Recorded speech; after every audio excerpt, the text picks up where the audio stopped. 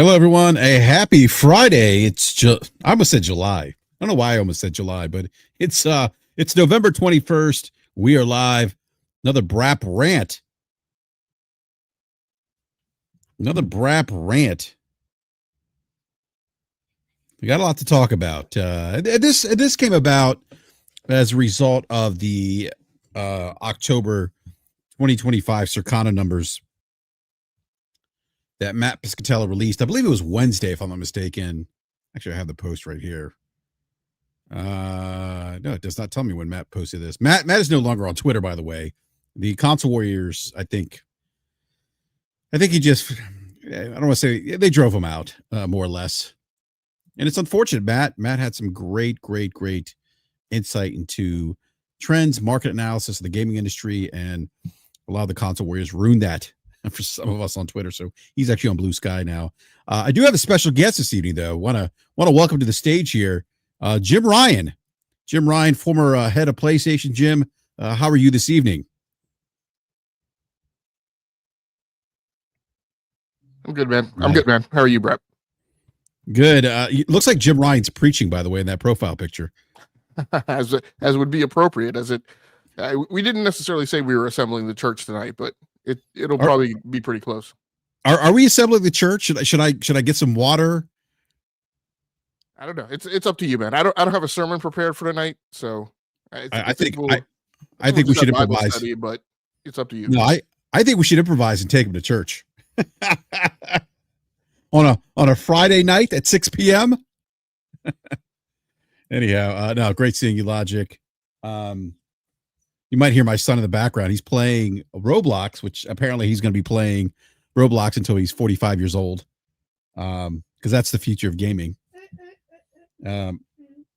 He's playing Steel Brain Rot, which I don't know. Apparently, it's a popular Roblox game. Are your kids playing Steel Brain Rot?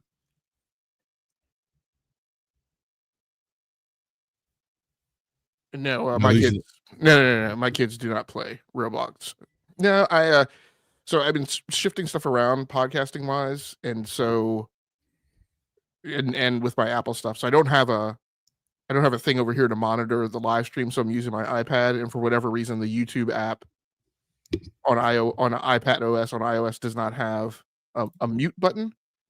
Like it doesn't have that quick volume key like every other place does. So when you talk and I have this thing up, like I'm having to turn it down. So I see what you're saying. Okay, so that's the reason for the delay here. I'll get it cleared up. No worries. Let's see here. Curse Kane says, "Get your napkin for your brow." Logic. Look, thank you everyone in the live chat for joining us. Please do me a favor. Please do the YouTube thing. Hit that like button and drop the link here in the live chat. Please share the link on your favorite social media platform. Let everyone know we're live. As Logic said, we're going to have a little bit of Bible study here. And look, again, this came about, I said this earlier in the show, this conversation, this came about as a result of Matt Piscatella's October 2025 Circana numbers that just came out. And so we're gonna debunk another myth here that exclusives are antiquated. Actually, I think I put that I don't know, maybe I should switch the title a little bit. Anyhow. Yes, Glacian says, laugh out loud, now it's Jim Ryan. Oh, Lady Gamer says, hey Brett, I got a PlayStation 5. Well, that's awesome. Congrats on the PlayStation 5. Whoa, this gives us a great opportunity. Lady Gamer, why did you pick a PlayStation 5 versus some other platform?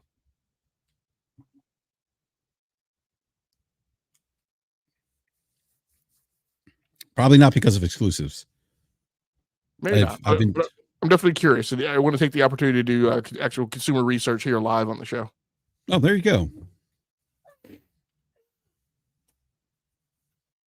But yeah, we don't have to. It may take her a few minutes to. Yeah. Just let us know, Lady Gamer, in the live chat, what made you decide to buy a PlayStation 5. All right.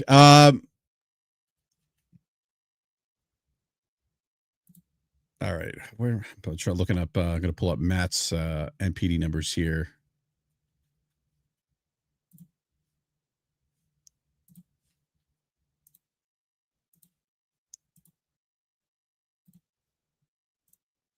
All right, here we go. Matt Piscatella of Circana posted this on Blue Sky.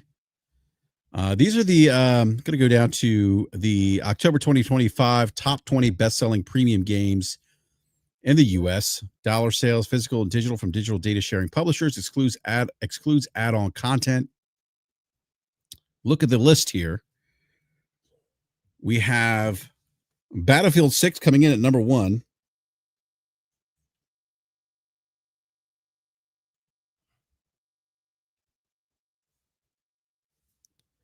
Pokemon Legends at number 2, which is an exclusive to the Nintendo Switch.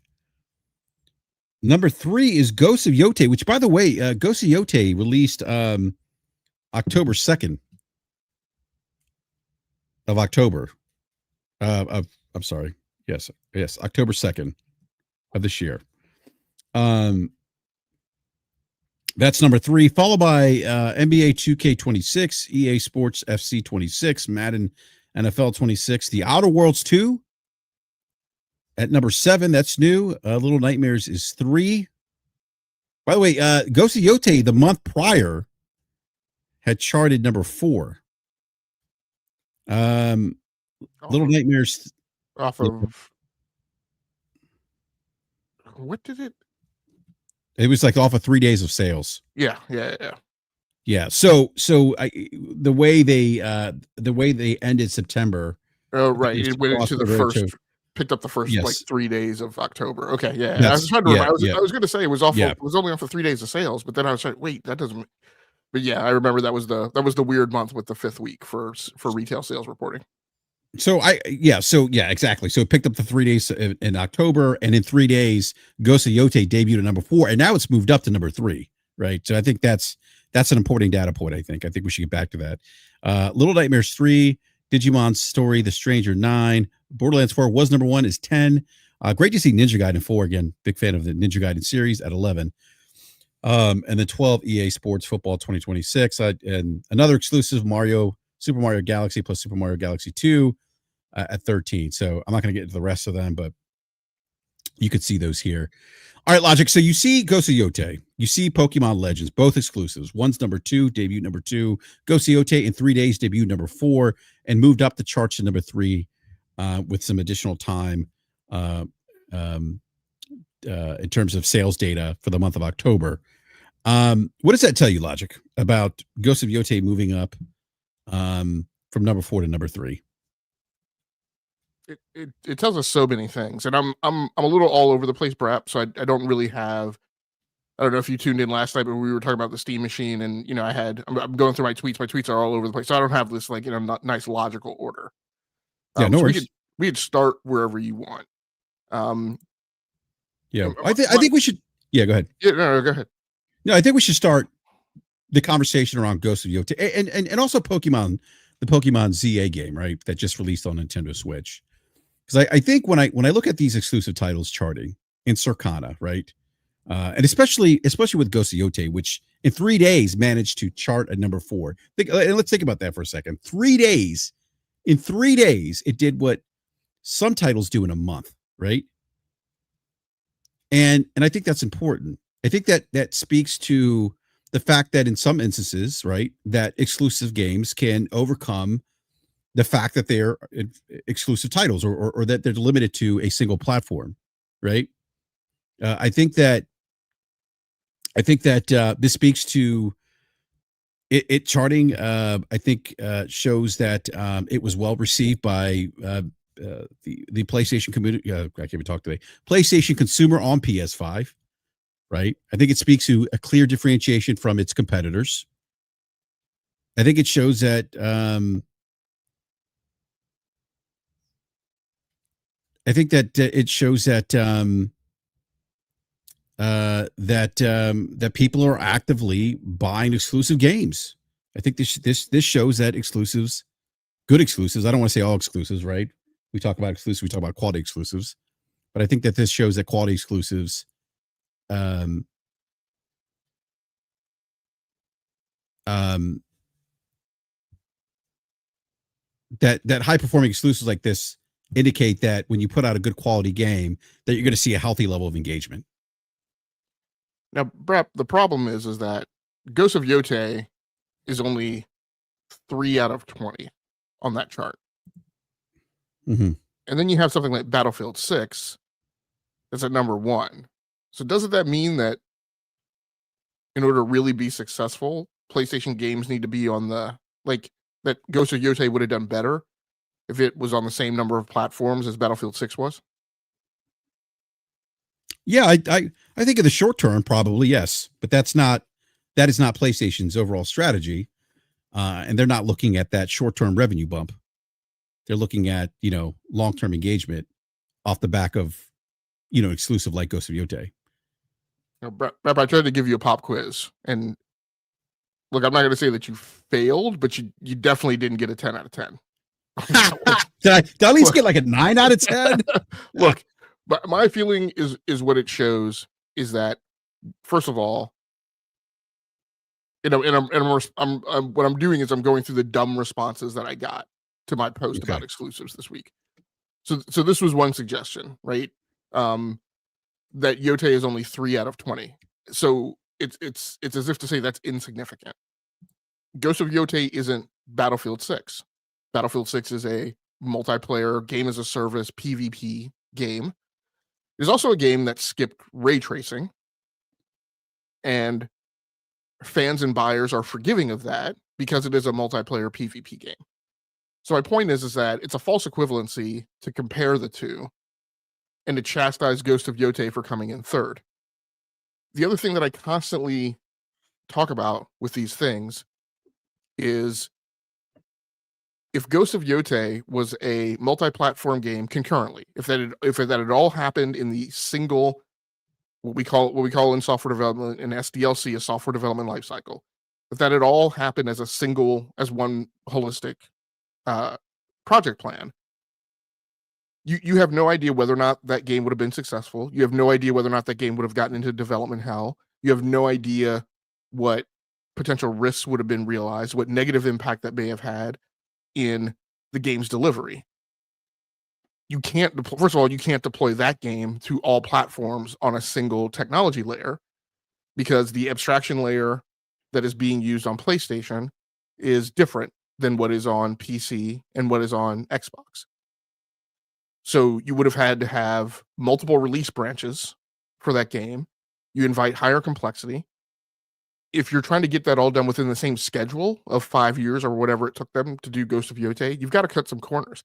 This is a thing that I think there's two aspects of software development that people just don't get, which is that one, resources are finite, right? Resources are not unlimited. We have this joke in the software development community where we say, somebody will ask us a question like, is this feasible? And we will say, yes, given unlimited resources and unlimited time, anything is feasible, right? But like that's never the actual project. The other thing that people outside of software development don't understand is if you're a formally trained software developer, software engineer, you get exposed to the writings of Fred Brooks. And one of Fred Brooks' statements, thumb rules that we all live by, which I've mentioned on this podcast many times, is 9 women can't make a baby in 1 month. So you can't just pile unlimited resources, right? Manpower, staffing on top of a software project and make it go faster because the individual pieces that people need to work on aren't that atomizable, right? In order to parallelize the work, it's limited by how many pieces it can be broken down to and given to people for them to work on concurrently. And then at some point, it all has to be integrated. It all has to come back together. It all has to be put together. It all has to go right into a pipeline build. It all has to be deployed on a single target, and it all has to be tested. So there are limitations. There are physical, quantifiable limitations to what can be done. And one of my points about like exclusives this week has been what people constantly skate by is, exclusives are over, nobody cares.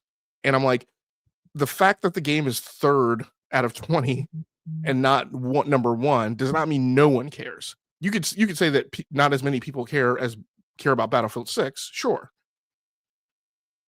but that doesn't mean it's insignificant, and that therefore doesn't mean that it's not a viable strategy for a business to take.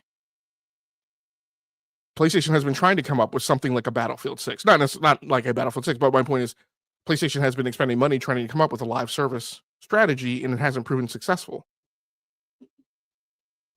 Companies tend to do things around their core competencies. So the fact that Sony makes great single-player games and that they chart and they land on this chart, driving large amounts of revenue in a very short time, is an indicator like, why in the world would you have something that you can successfully do as a business that generates billions of dollars and then choose to not do it? I'm sorry, go ahead, Brett. No, I think that's a great point. And the other thing that we learned too with Ghost of Yotei, I think I forget what it was. In 3 days, right? And this is the updated Circana list for the month of October 2025. What we found out in 3 days, it became the 18th best-selling game year to date in the U.S. In 3 days, it was 18. It has moved up to number 10 now, right? Number 10. So it is now the 10th best-selling game of 2025. Right? So for me, Logic, I asked a question earlier, like, what does this mean? To me, it means that exclusive I can't even talk. Exclusive games continue to matter, that they do remain commercially, like at least commercially relevant. And in some instances can perform like pretty much on par with other multi-platform releases. We see this in the Circana data. You see that there's multi-plat releases. Go back up to this chart here. There are multi-plat releases that are new, that debuted this month, right? That are multi-plat releases that didn't chart as high as Ghost of Yotei. The Outer Worlds 2, Little Nightmares 3, Ninja Gaiden 4. You have big heavyweights, EA Sports, Madden, charting below Ghost of Yotei. Yeah, I mean, you have huge franchises that literally will sell thousands, or will sell millions of copies, right? In over its life cycle. Will still be like EA Sports FC 26 will still be charting at this point next year, right? Because 1 month, 2 months before EA Sports FC 26 came out, I was commenting or remarking on how EA Sports FC 25 was still charting. So you have colossal giants of the industry from a franchise perspective on this chart that Ghost of Yotei is beating, right, in its month. I mean, and already proving itself. I mean, it was profitable the first 3 days. The game was profitable within 3 days of being on the market. Right? Think about that for a second, right? Like their game. I mean, like people were celebrating Monster Hunter Worlds hitting lifetime sales of 4 million, right? And that game released on multiple platforms, on PC, on Xbox, on PlayStation, right? And kind of the pushback that you get from people who are trying to be dismissive of the success of Ghost of Yotei is, oh, it only sold to 4% of the install base.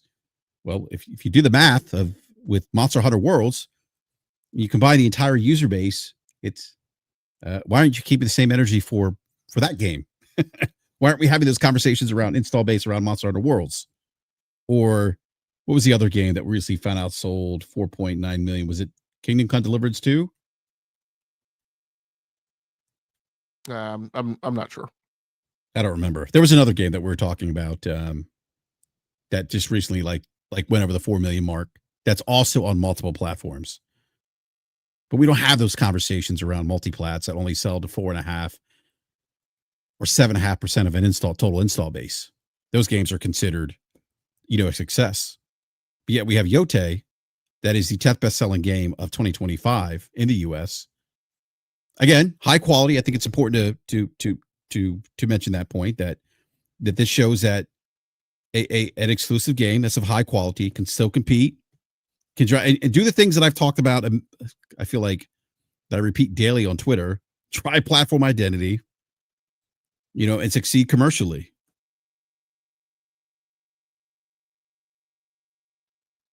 And Johnny, was it Johnny Gaming?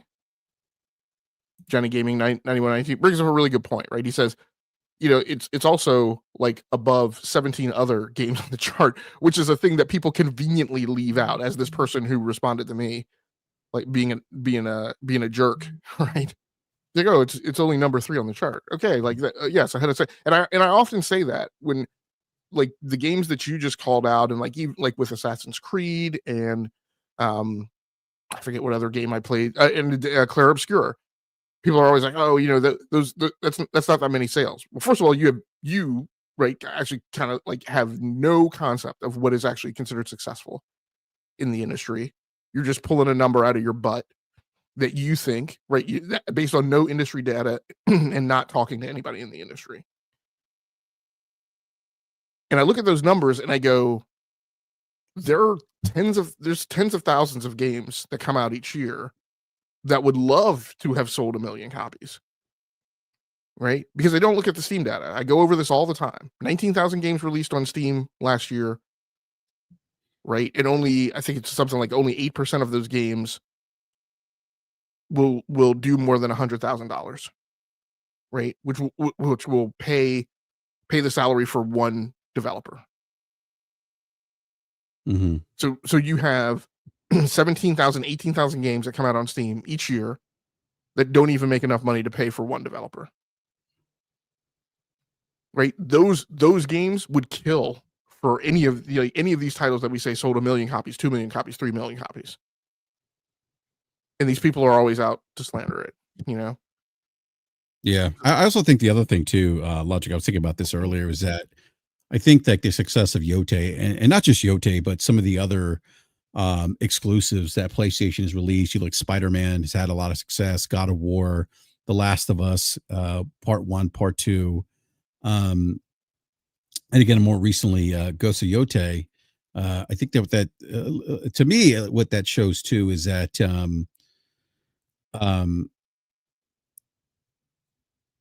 that there's a segment of players or consumers that still value quality exclusives that they can't get anywhere else. Right. And I think that kind of reinforces the idea of what I've talked about ecosystem stickiness and driving people to the platform, creating brand loyalty, maintaining your user base, differentiating your ecosystems. I also think it, I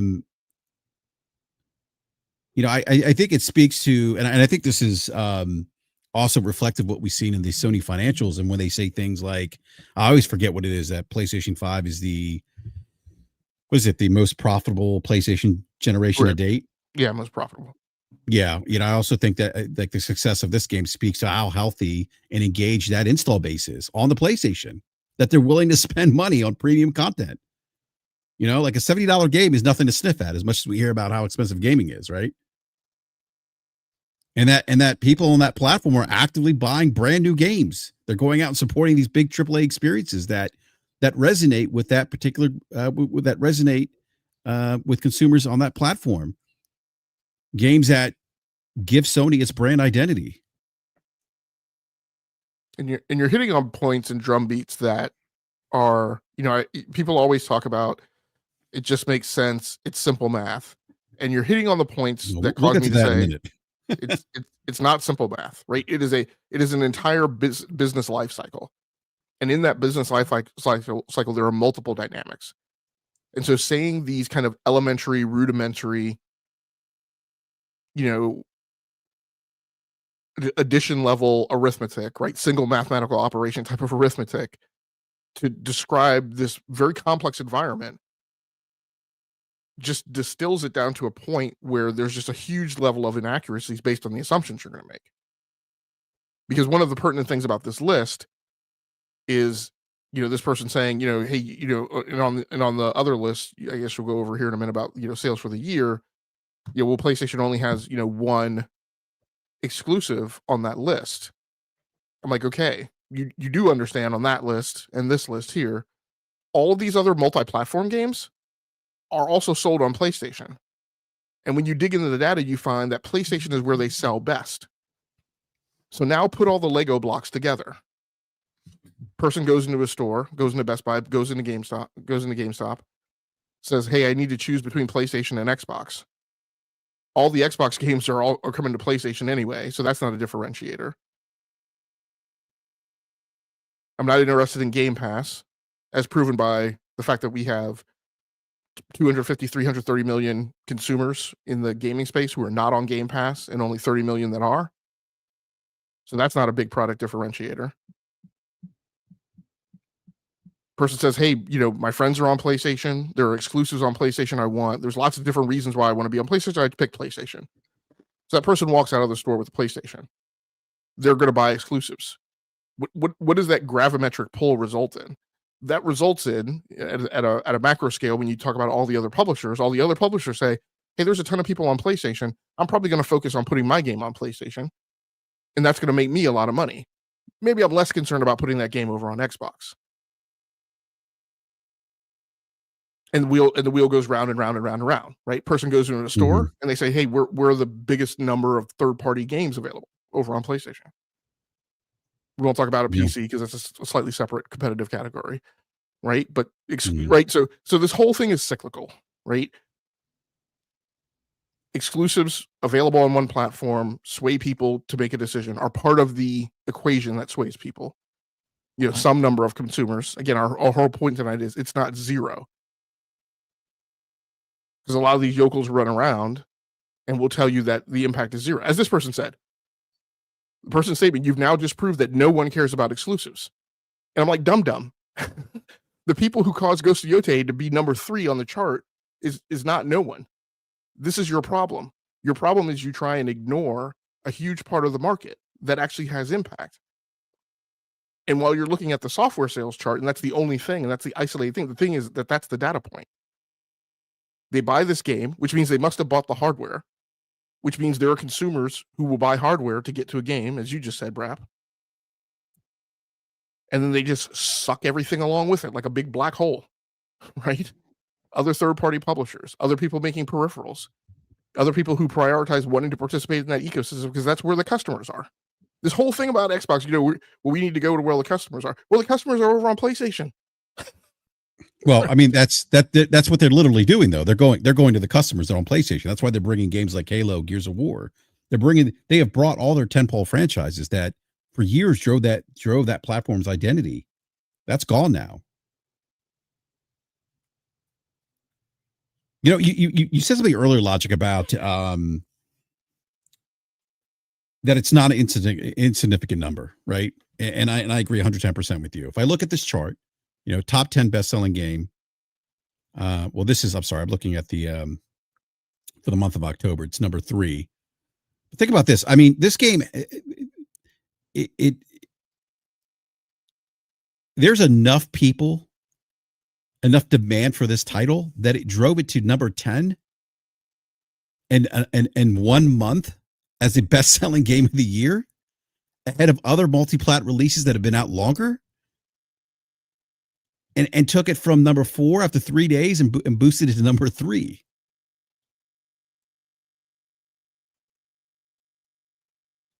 Yeah, and the follow-on will be, this game will show up on PC. It will have a lot of buzz behind it. It'll be thought of as a good game. It'll generate sales there, even though those sales are just like infinitesimally small, right? You want to put the label "no one cares about exclusives." PlayStation generating $656 million on PC. You can go ahead and say nobody cares about those games being on PC, and I'll accept you saying that. I'm a person who buys those games on PC. I care about Logic. Those games being on PC. They in the financials at $650 million. The financials, they don't actually separate PC. I think they say other software sales, right? Yeah, so like it's logically less than that even. Yeah, so the assumption is that it includes PC and other stuff, non-PC. But yes, to your point, it's only 650 something million. I see some people running around with like 1.2 billion base on that.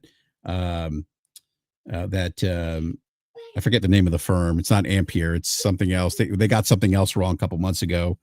Alania, the new players in the game who are trying to make names for the Alania, factually incorrect.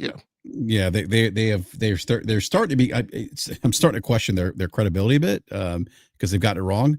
But I mean, you don't need to look at what their prediction or what they're saying that whatever that 1.2 billion is. Actually, go to the PlayStation financials. You'll see other software forget what it's called. It's like other software or something, but it's basically software sold outside of PlayStation hardware, and it's like 650 something million. I think it's what, maybe like 2.5% or 3% of revenue or something. It's not. Yeah, it's like 2%. Yeah, it's not a big number. Which may and again, I mean, makes you think. Okay, well, there's that rumor, and I used the strong, and again, it's rumored that maybe PlayStation maybe looks at scaling back PC. Although there is Detective Seeds did speak to some two folks, I think, on PlayStation that said they haven't heard anything like that, and that in fact they're still, PlayStation's intent still to put games on PC. But oddly enough, Logic, the last slide deck that they had about their strategy, they didn't have PC as a pillar, as a strategic pillar this year, which was kind of interesting. Yeah, and remember, I can't remember. Maybe the last time we talked about this was when all the rumors about the Xbox hardware were going around, and there was some business intel we were getting that they were going to get out of hardware, and then they're saying they're going to stay in hardware. And you and I chatted. We said, we have these scenarios where both of those things can be true, right? Where maybe what's being said inside the company is Xbox is getting out of consoles, and so that's and so somebody hears that and that gets around as Xbox is getting out of hardware, even though they're still doing hardware. It could be Xbox is getting out of first party hardware, but somebody takes that as they're getting out of hardware when they're still going to have a toe in the water with third party hardware. So who knows? But I think in this case, my point is the way that both things could be true is it could be, and I'm not suggesting that it is. I personally today don't believe that they're going to stop sending tentpole franchise titles over to PC. I expect to see Ghost of Yotei up on PC. I don't know that I believe they're going to push that any further in terms of, lots of people keep saying, Gran Turismo is going to show up on PC. And I'm like, okay, like Polyphony is not doing that. They can barely get Polyphony to put it out on PlayStation. I was just about to say that we're lucky if we get a Polyphony title. Like, actually, I was surprised we got a Polyphony title 3 years into the generation. Dude, I look at it. I always have this joke that I make. I won't make it tonight. I don't know. I don't get it. I just don't get it. Like literally don't get it. From they have business. Dirt. Yeah. Polyphony does not care. Like we talk about these great studios in the industry. We talk about like a Bethesda or a Blizzard. Blizzard is like, we'll get Diablo. We'll get the next Diablo out when we feel like it. Like, whatever. We have Valve with Half-Life. We have these honey badger studios. They're just like, whatever, man. We'll like when it's ready. That's when it will go. Yeah, like Rockstar. For Polyphony to be Rockstar, for Polyphony to be a first party studio inside PlayStation, which is kind of not. I wouldn't call them a brutal company. Like they're not like EA or Activision, but there is a rubric within PlayStation. Like your game comes out, it doesn't do commercially well. Like you can expect that you're going to be shut down. Right? I mean, for all of that, Polyphony just doesn't care. Just a Gran Turismo they do what they want. They are the honey badger of PlayStation first party studios. So, hey, Logic, real quick. Go ahead. But what I was just to wrap up. What I was going to say is where both things could be true. So it could be that they're going to give more time for those tentpole franchises to go over, or they're not that concerned about it because of the really small revenue. But there could be other games that are going to go right. The multiplayer things. But then on top of that, we know that they had a rec open to support porting MLB The Show to PC. So I readily expect MLB The Show to show up on PC with MLB The Show 26. And I'm really looking forward to that. But that could be a thing where like there are different titles that they're looking at like sending over to PC as a higher priority than some of their tentpole stuff. I don't know. Yeah, and I think the MLB Show 2026. I think if it's coming to PC, I would suspect that would probably be a day and date release. Because absolutely. Because of the MTX live service elements of MLB The Show. Well, because it's tightly coupled to the start of the season. Yeah. All right, we got a super chat here. This is for you, Logic. Andy Hart, 6138, the $5 pound. Says, question for Game Logic. Recently got an N100 mini PC for emulation. Would you suggest, what is that? Bodicera? Bruh, again, I'm Yeah. going to ask you, don't you speak? Oh, I'm sorry, that's Italian. I'll That's leave you thank alone. you. That's not Spanish. Look at come on the slander. The slander. First it was, oh, you're not playing Arc Raiders or Battlefield this weekend. Then it was, I don't play racing games. Andy Hart, I would recommend Real Nate is in chat, and he may know that question better than I do. I don't do emulation. Just like, I'm pleased for you tinkerers that like doing that stuff and are looking at doing that stuff. I personally can't be bothered. Just in terms of it takes too much effort for what I would get out of it. But I know it's a super interesting topic and lots of people love it. But I think Really Nate probably has a better pointer in that direction than I do. And I don't even know what Bodicera is. I assume it is some tool or suite or harness interpreter or something like that helps with emulation. But because I don't do emulation, I don't know. Sorry. We got Bulber Country with a $2 super chat says, the child of me hates PlayStation PC ports like betrayal. That's actually pretty funny, Bulber. All right. Yeah, I like Street Shadow's comment too. I feel like Polyphony is the PlayStation studio that just shows up to meetings late, does whatever they want, and Sony's like, well, I mean, look at the sales. Yeah.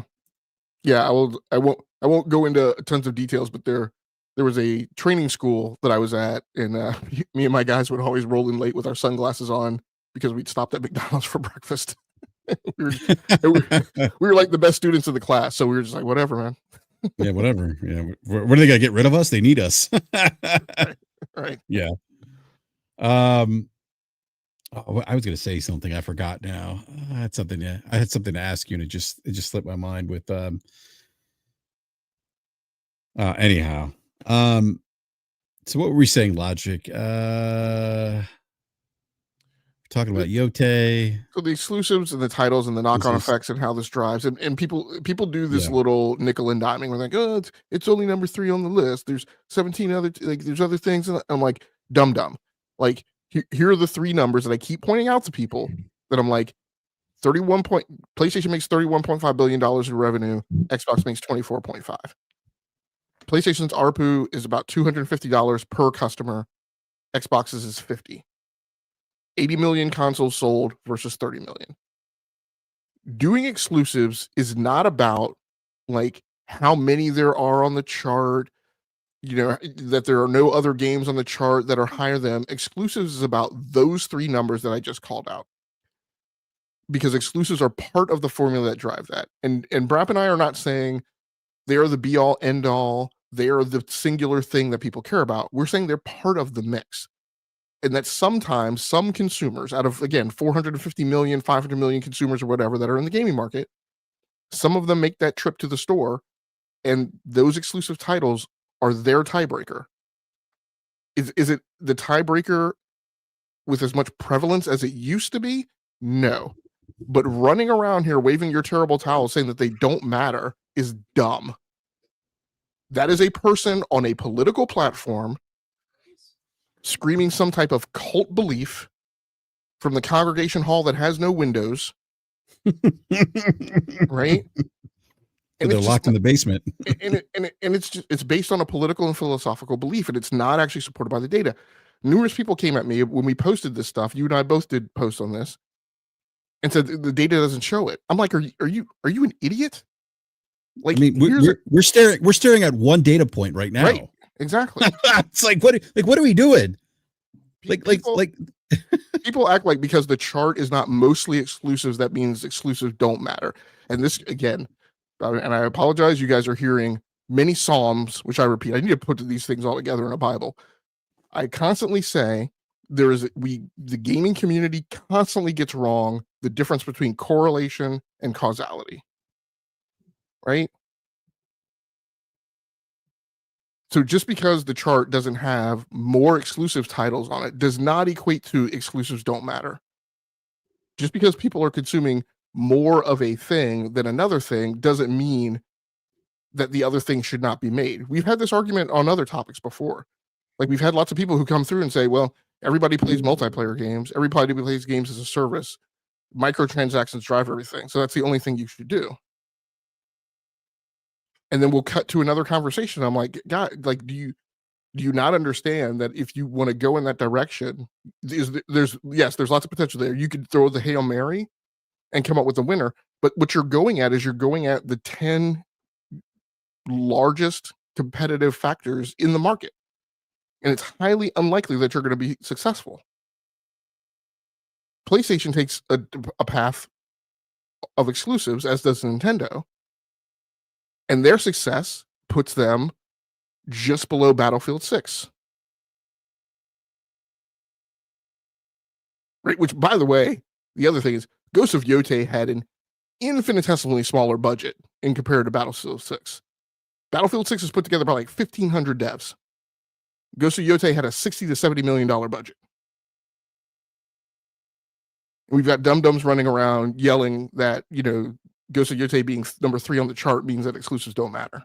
I literally fall down the hill sometimes at the level of ignorance that is shown when those statements get made.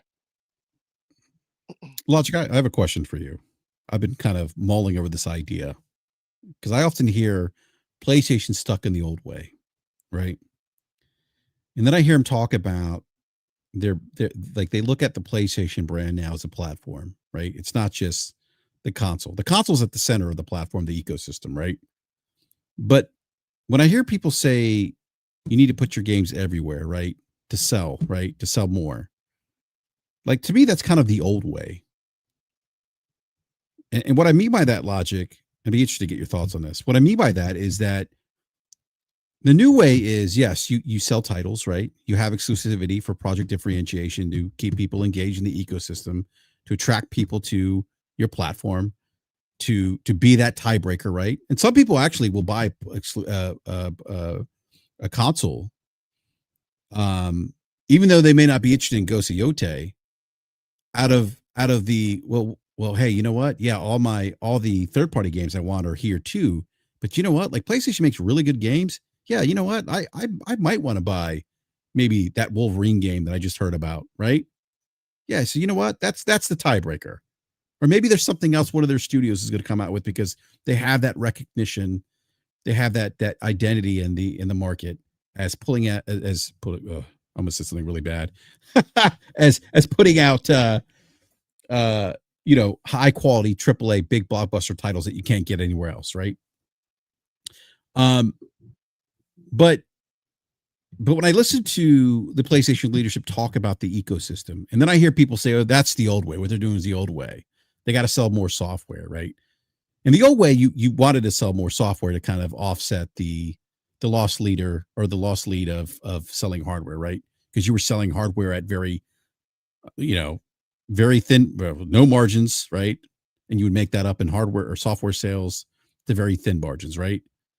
But now the new way, to me at least, seems like it's not just about selling software. I mean, it's a component, but it's about selling hardware to drive software to drive additional ecosystem spend, right? We talked about on this show that these things lead to people going to the digital storefront, buying Battlefield 6 on the PlayStation stores. PlayStation gets a 30% cut. Buying Ghost of Yotei, they get a 100% cut. Oh, you know what? They get that. But Ghost of Yotei just, with the release of Ghost of Yotei, they released some custom plates they can put on your PlayStation 5 or a Ghost of Yotei controller that you could buy, or the Ghost of Yotei Deluxe Collector's Edition or whatever, right? Oh, you want to play Ghost of Yotei on the fly? You can buy a PlayStation Portal now, $200 a pop. I think that to me is the new way.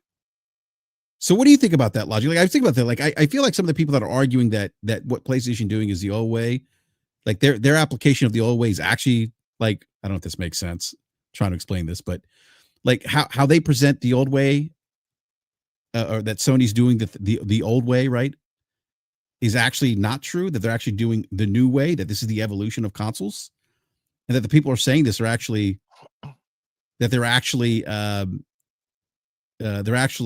they're doing is actually what's the word I'm looking for? Sorry, Hamp. I'm dead tired after a long day at work and I need coffee. What they're actually doing is being proponents of the old way and not even know that they're doing that because they're so focused on just selling more software when it's beyond just selling software. Does that make sense? I know I just rambled on there. Just trying to. I'm, Probably I'm not. I'm not entirely sure. With at the end, what I was thinking back at the beginning when you started this was Yeah. when we talk about the old way and the approach to the market. I think the drumbeat that people who leverage that hypothesis miss the drumbeat of the transition to digital. And when they talk about the old way, what the old way really is the old way is the way things had to be because it was retail. So you would make games, you would ship games. Games would show up in GameStop, Best Buy, Target. And the only reason for anybody to buy that copy of that game was if they had the associated hardware that supported playing it at retail. So there were things that you did to make absolutely certain that they bought that game at retail, which means they had to have your hardware, right? And I'm not saying anything's different now, but what I'm saying, what I'm articulating is that formula was made up based on the interaction in the store. Mm-hmm. Now you flash forward to now. PlayStation and Xbox sell consoles through their own supply chain, in addition to distribute them to Target. And let's also be clear: PlayStation doesn't beg Target, "Hey, can we send you a crap ton of PlayStations?" Target goes to Sony and buys PlayStations. They buy a pallet, 2 pallets, 3 pallets, whatever, Based on demand, by the way. right? And they're in a buyer competition with the other retail outlets, right? With Amazon, with Walmart. But the difference today is the big anchor point is the digital storefront. Because through the digital storefront, I can sell crap tons of stuff. And I don't have to share any of that with Target or GameStop or Walmart. And so the point today is it's actually more powerful when a person buys a PlayStation or, in fact, buys an Xbox, because they're going to spend money in your digital storefront. Or Nintendo. Let's not leave Nintendo out of here. Yes. Yeah. Yeah.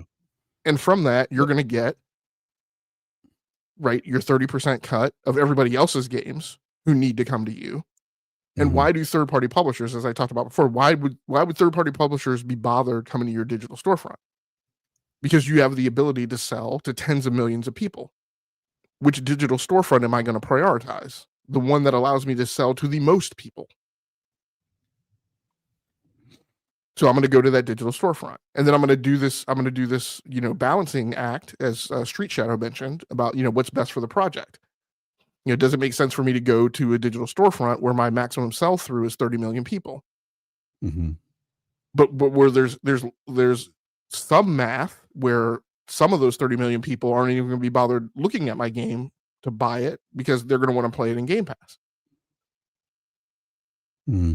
Now, the other thing is true. The other problem is that, I'm going to this digital storefront and there's tons of things in this digital storefront. So I don't know that I'm like a breakout, right? But that's where the competition is.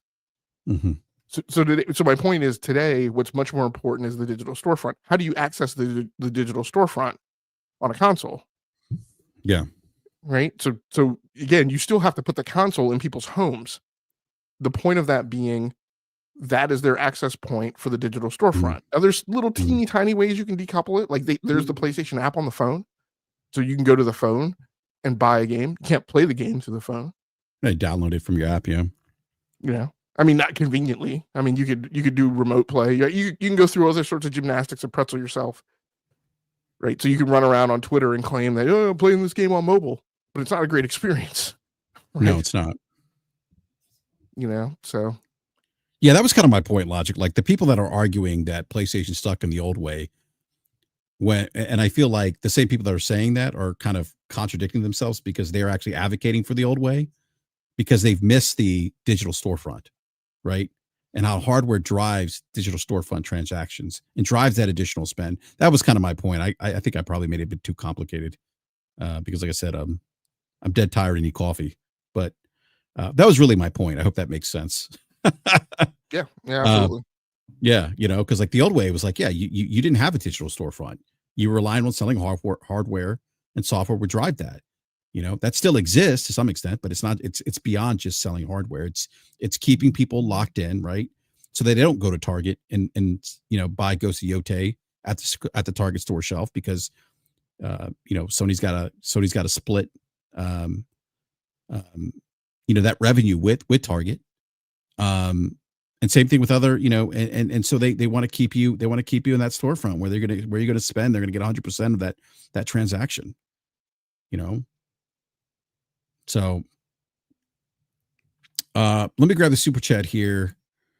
At Bringer Light, the $2 super chat says, I love PlayStation exclusives because I like good games. Thank you for that super chat. Well, and I want to capitalize a little bit on that because that's actually where like a lot of my posts started this week. Like again, hold on, logic. And Nate's got a point here. Cough, dispatch, cough. You just gave the example. If I'm a publisher, right, I'm going to prioritize, right, the release of my games, content, whatever, on the platform that has the most gamers. We have another game that's I think it's 91 Metacritic now, and it's seen a lot of success. I know we guys talked about a little bit about it on E2KG last night. I know I chimed in the live chat, but Dispatch is a game that's did not launch on Xbox. Yeah, I'm sorry. Go ahead, Logic. Yeah, you're absolutely right. It only launched on PlayStation 5 and PC. Do you know what digital storefronts is it being sold through on PC? Because now I'm actually curious to know whether or not it's available in the Windows Store. I know it's on Steam. Obviously, right? No brainer. Yeah. But going back to the super chat, like that's where my dialogue started on this topic. Like again, these people who are in this camp of saying exclusives don't matter totally bypass the fact that exclusives very, very, very frequently are great games and very, very, very frequently are some of the greatest games available on a platform. Like in all this, wailing and screaming and scratching out of eyes, a lot of it starts with anger, right? That great game is not available on the platform that other people have chosen as their preferred. That's part of also why what I believe is a lot of the reason behind, games need to be on every platform. No, they don't. You just want access to the games that are over on the other platform. Like the other platform now has access to your games that you swore up and down 2 years ago were going to be exclusives. But I mean, people tend to like exclusives not because they're exclusive. Again, causality and correlation. Not because they're exclusive, but because they're great games. And as Nib and I mentioned like a few weeks ago on this show, I don't want to see that greatness go away. For the sake of getting those games on every platform, which is going to take more time and will drive production costs up. In a regime where those same people, right? Let's point out their hypocrisy. Those same people decry the budgets of games and decry how long games take to make.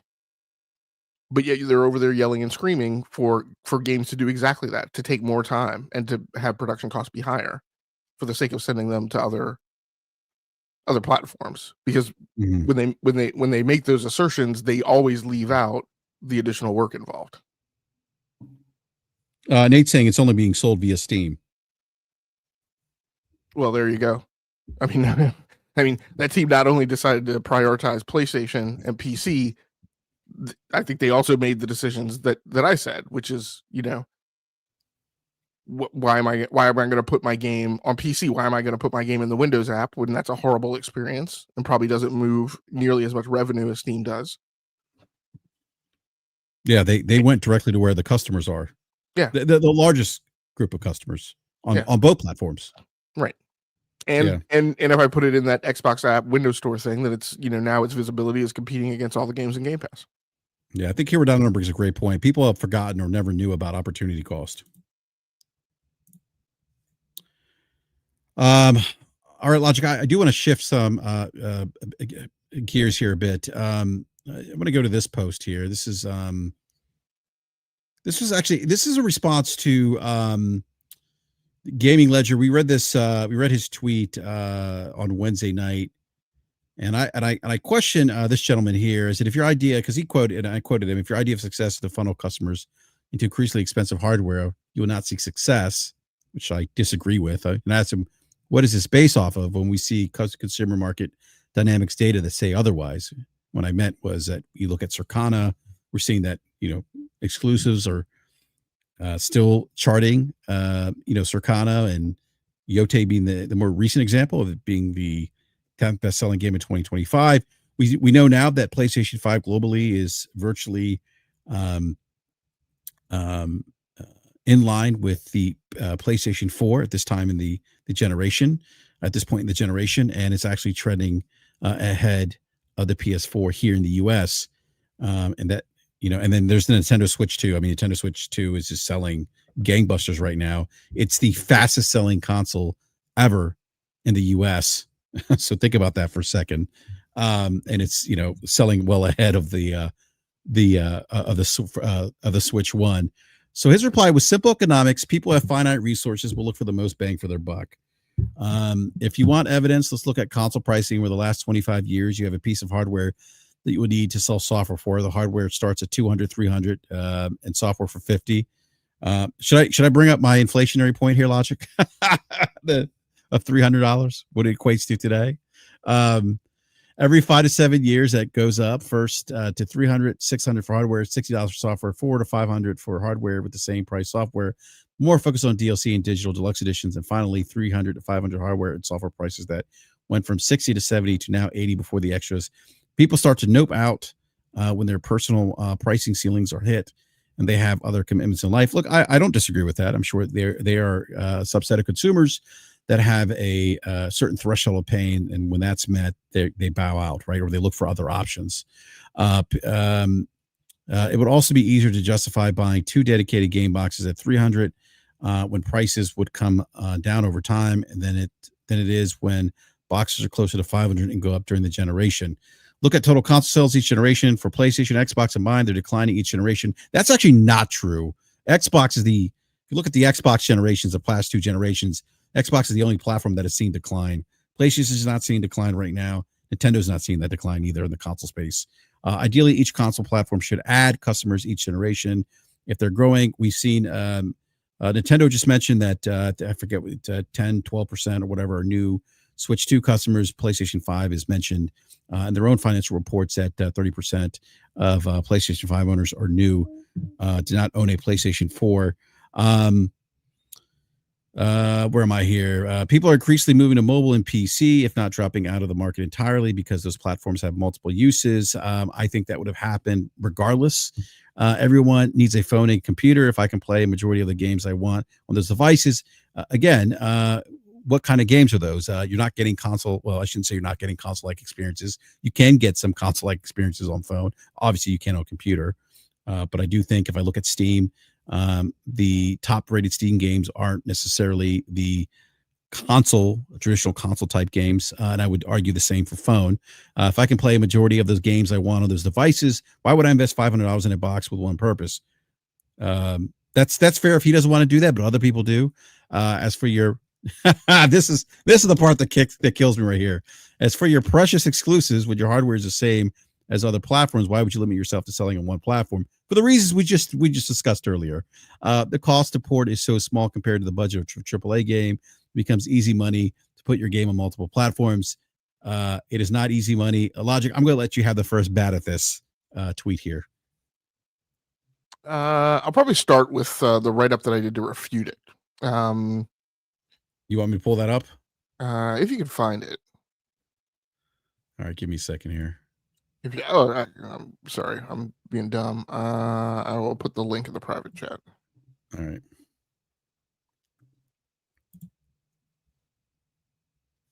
So it's over there now. Pull this up here. But the major thing is, and Jared's not the only person who's done this. There's so often these types of opinions are written based on your own personal optics of your own personal economics, right? So it's a micro versus macro perspective.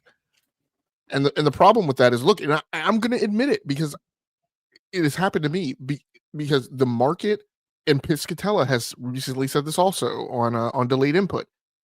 In some cases, right, in certain segments of the market, and when you look at it in aggregate, the market has responded in a way that is non-intuitive, right? You would have expected a different thing to happen.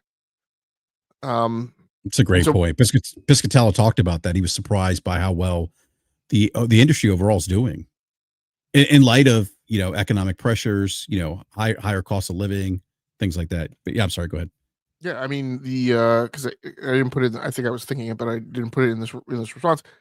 I mean, if all of the things that Jared said were true, then the Series S would be flying off the shelf, and Game Pass would be doing Disney Plus and Netflix numbers,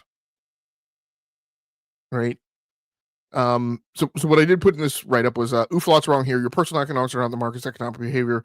There are not more people subscribing to Game Pass than there are buying copies of Call of Duty, for instance. Right. So this whole thing of people want big bang for, if people want a big bang for the buck, then the whole Call of Duty community that buys Call of Duty every year, a bunch of them would have shifted camp and gone to someplace where they could just get Call of Duty via Game Pass. But they didn't. In fact, a lot of those Call of Duty people who are playing through Game Pass are new Call of Duty people, right? Who are just playing it just because it showed up in Game Pass. To the vast extent, most of the Call of Duty community is just continuing to buy the game. Despite it being a game. Cell phone prices, so this is a comparative example. Cell phone prices have gone up, and yet people continue to buy more. Google stopped the Nexus program, which for people who are kind of familiar with, we had this period of time around the time of the Nexus program where we had this thing we used to refer to as the $500 flagship, or the flagship phone for mid-range phone prices.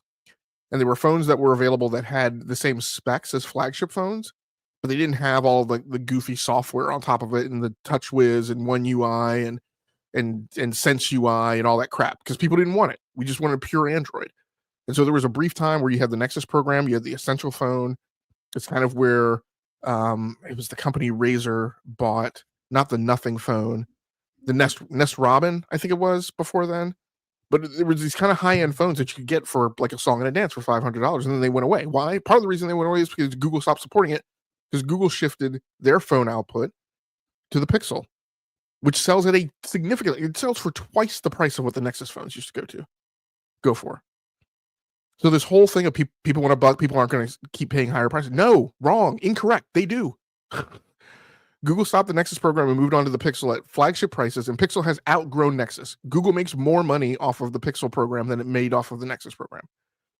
If you're comparing the timeline of the $300 console versus present day, the industry has grown more, and more revenue is being generated since consoles were $300, which consoles haven't been $300 since the PlayStation 2 generation. So we're talking about 2000. So it's been 25 years. So 25 years since consoles were $300, right? Right. Yeah. So logic, I I got to do my thing. $300 in 2001 is the equivalent of $547 today. Go ahead, logic. Yeah. So if you're comparing the timeline of $300 consoles versus present day, the industry's grown more and more revenue has been generated.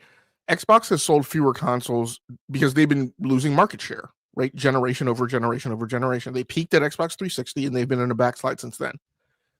But the PlayStation 2 outsold the PlayStation 1, and then the PlayStation 4 outsold the PlayStation 3, right? So PlayStation has actually gone tick-tock. Their even-numbered model years are selling bigger numbers than their odd-number years, typically. So they sold, I forget I didn't call out the specific numbers, but they sold a certain amount with PlayStation 1. They sold more on PlayStation 2. They sold fewer PlayStation 3s than they sold a PlayStation 2, and then they sold more PlayStation 4s than they sold PlayStation 3s. And then this whole concept of, console sales are declining. Number one, no, they're not, based on that TikTok that I just went through, but also because if you want to claim, and this person was very fixated on PlayStation, so I was playing his game, right? I said, okay, if you're claiming that console sales are declining, let's look at aggregate console sales of PlayStation plus Xbox. PS2 plus Xbox sold 185 million, PS3 plus 360, 173 million, PS4 plus Xbox One, 176 million. And so your variance over those three generations, a period of 25 years, is only 3.35%. If you actually have worked in corporate finance, that is what we call that is in the noise, right? We don't give a shit, right? It's not significant, right? And we're leaving it, and I, because I constructed the pushback against his original vector, we're totally leaving out of the equation the net increase in overall market revenue generated and the huge growth seen on Nintendo. So if you talk about Nintendo over that 25-year stretch, you're talking about Wii and Wii U numbers in comparison to Switch and now Switch 2 numbers.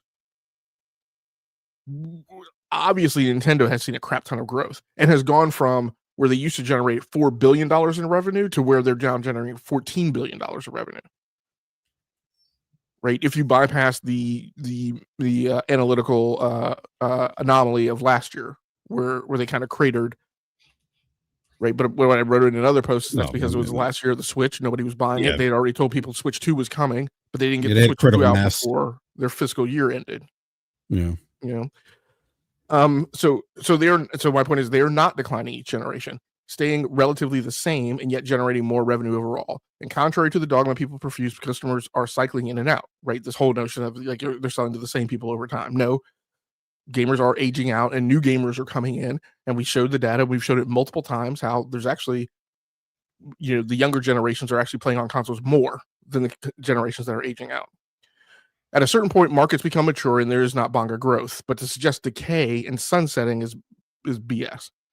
Well, and then, Logic, I want to interject here. Yeah, go ahead. A lot of that stems from this. There's only, and I said this earlier, there's only one platform that's seen decline. It's Xbox. And for whatever reason, they're trying to apply that decline to the rest of the market.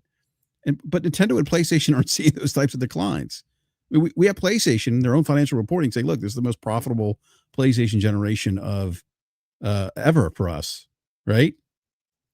I mean, that's not nothing. That means something. You have, again, I said this earlier, you have Nintendo Switch 2.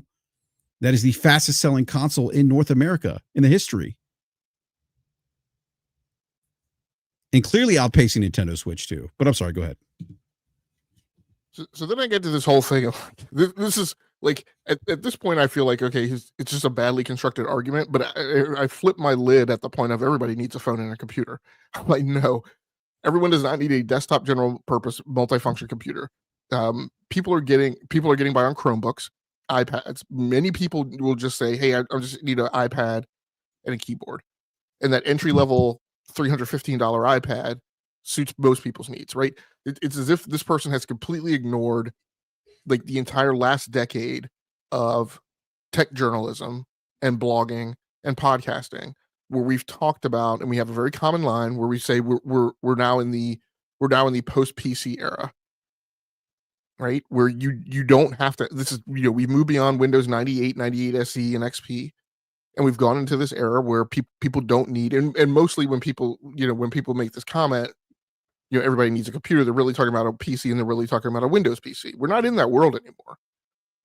People don't need, and it used to be, there were other anchors and hooks. Like, well, you would do a PC because, your company or whatever gave you like a super huge discount on Office, and you would still need Office for, for classes you were taking or professional education, or when you had to sign, a document or whatever and fax it to somebody. Like, but we're not there anymore. Like, tons of stuff goes around on Google Docs, tons of stuff goes around on DocuSign, tons of stuff goes around, on other cloud-based means, like other than you needing a copy of Microsoft Office at home. You don't need a computer these days. And although the PC market started rebounding a little bit last year, the PC market's been in a slump for like almost going on 2 decades now. where it's just been constantly backsliding.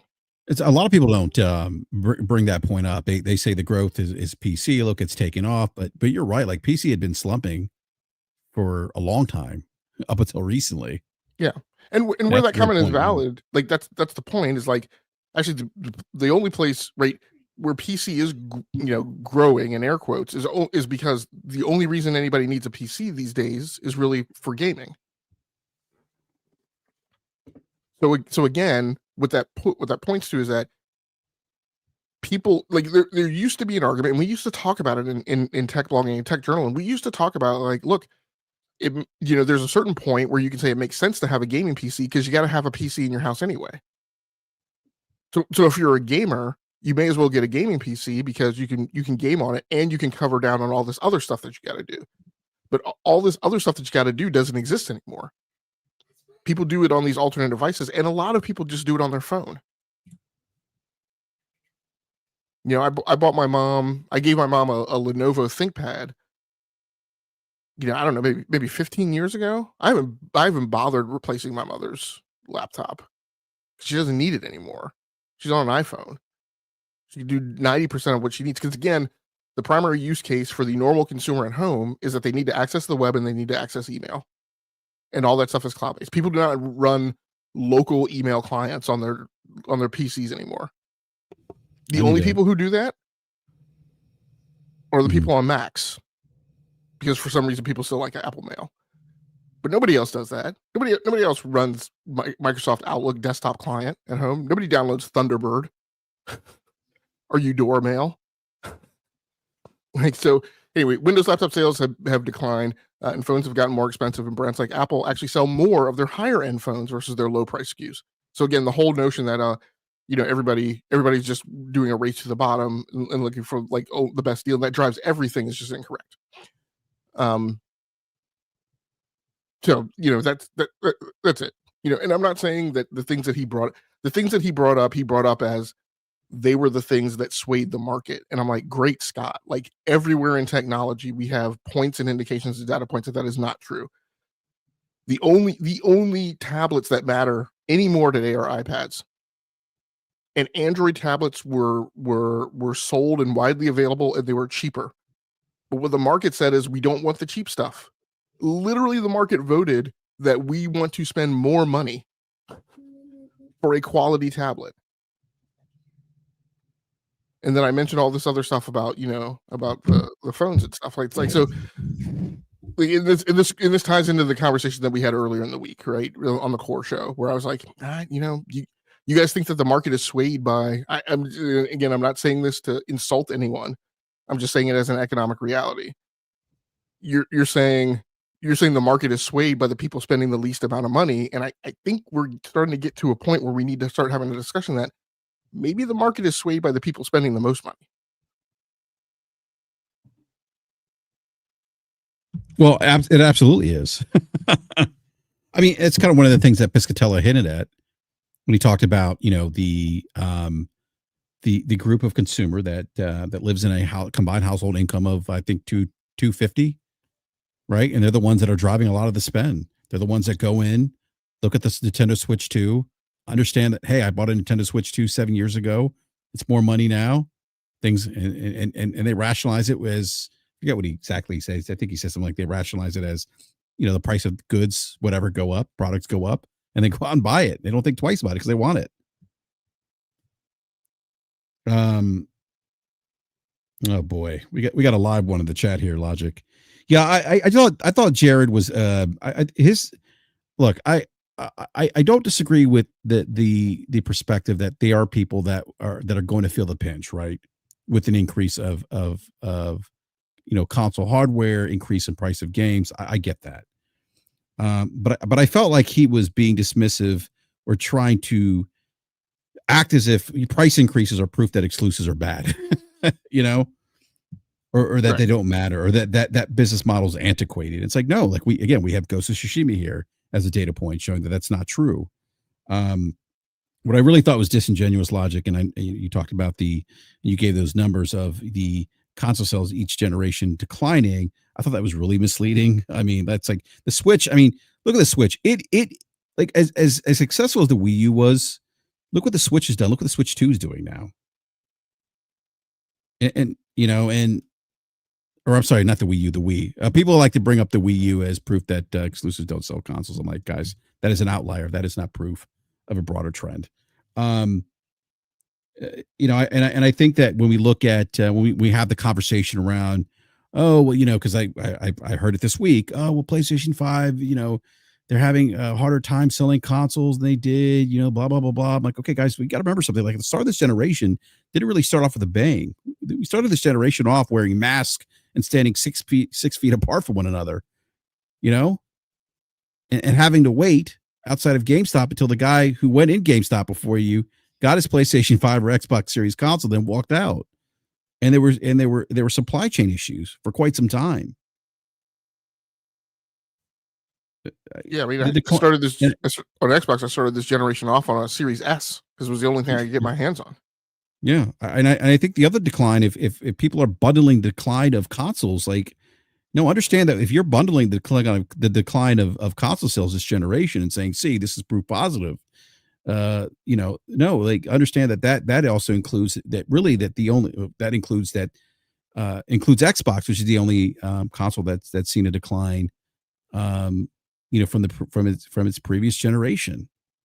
You know, and I think that's in part because of the shift to the Xbox strategy now, focusing on PC, cloud, Game Pass. You know, now putting their tentpole franchises on PlayStation, as you said earlier, Logic, going to where the customers are, going to where the consumers are that are going to spend money and buy their games. And you see that reflective in the NPD or not NPDU, Circana numbers when some of their games chart when they release on PlayStation 5. You know, I also don't buy the mobile growth thing as any kind of evidence that exclusives don't matter or that they're antiquated. I said this earlier, Logic, I think that growth would have happened anyway. You know, and I think that just speaks to maybe a broader shift in the gaming market and just maybe those types of games um, attracting to a different type of consumer, you know, who just wants that, you know, hey, I'm sitting at the doctor's office and I just want to entertain myself and pick up a phone. I don't want to watch TikTok, or I just want to pick up my phone and play Candy Crush. My wife's actually one of those gamers. Like it's funny. I'm like, you know, you're a gamer, right? And she looks at me like, kind of like, what? No, I'm not. I'm like, no, you actually are. You're playing video games on your mobile phone. You know, she's playing like this, what looks like a knockoff of Tetris.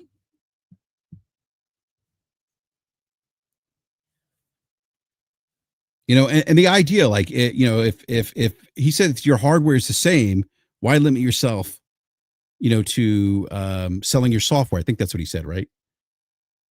Well, if your hardware is the same, then you need to have some kind of product differentiator to distinguish yourself from that other hardware.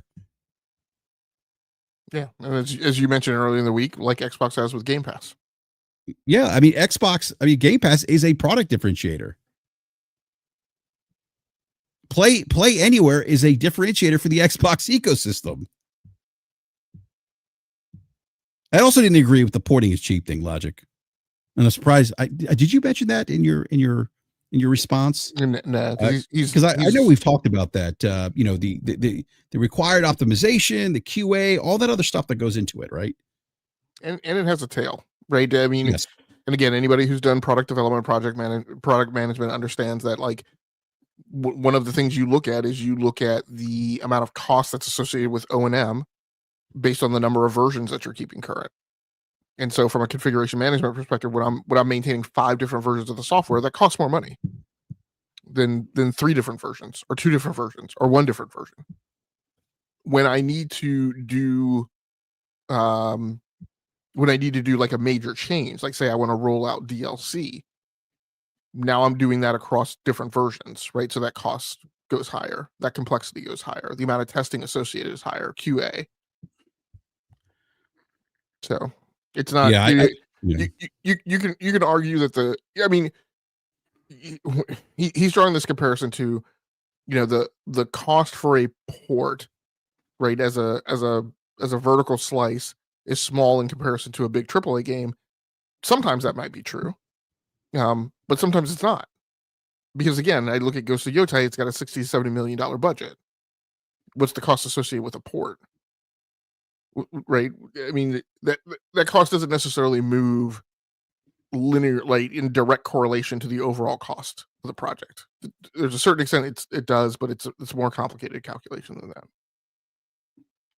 It's definitely, and that's the issue I have, and this is why I want to have these why I think it's important to have these conversations, Logic, because many people tend to oversimplify the economics around porting, software development, and even oversimplify the economics of exclusives.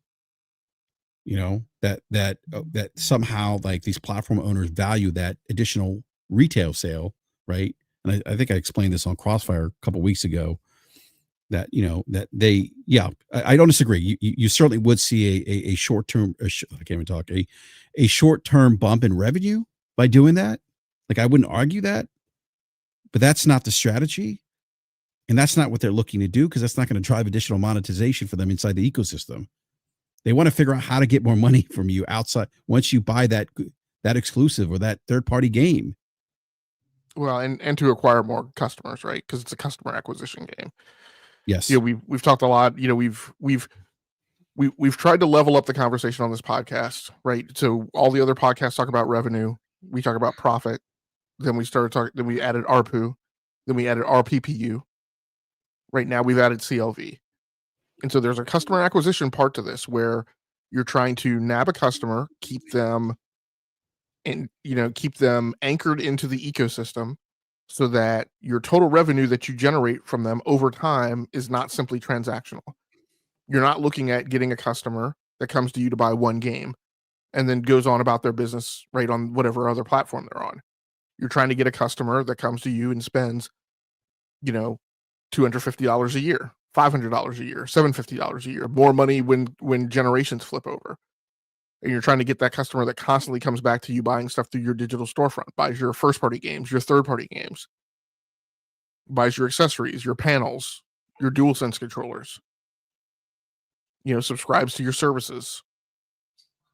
Because that's the thing that's the thing that drives a business to be $31.5 billion versus a business that's $24.5 billion.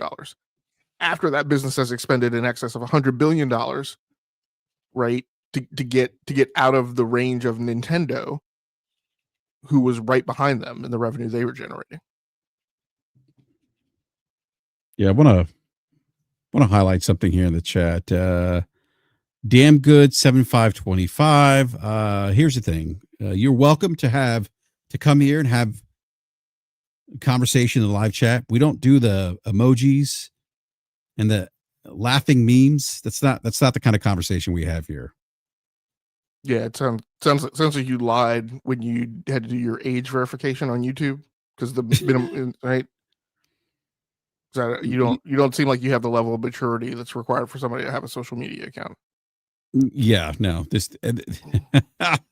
We should start carding people at the door here, because this screams like, "Hey, I'm 12 years old."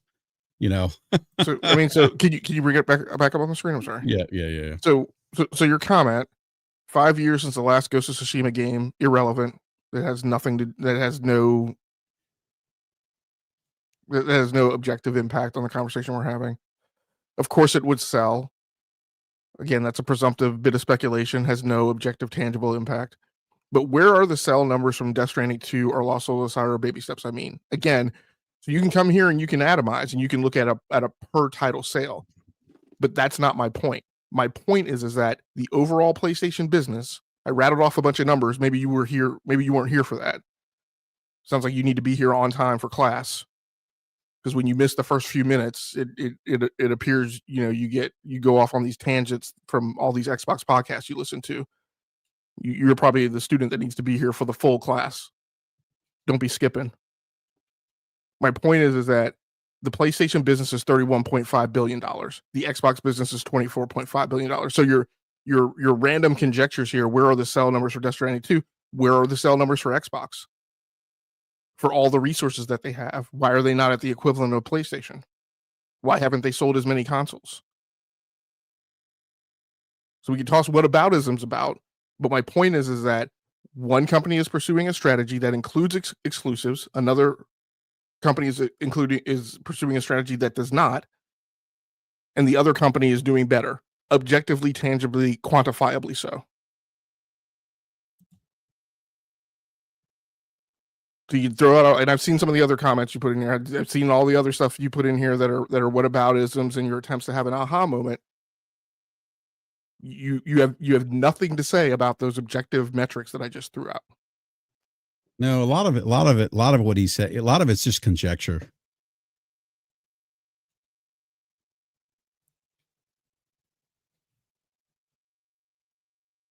Yeah, I mean, look, this probably isn't the right podcast for you, damn good.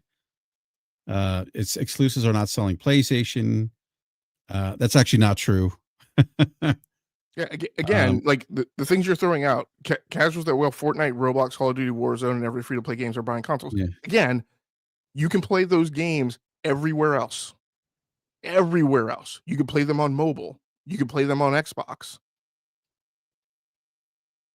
Seems like you've never read a Sherlock Holmes book or watched a Sherlock Holmes show and don't know the thumb rule, right? If all variables in two scenarios are the same, then it must be the things that are different.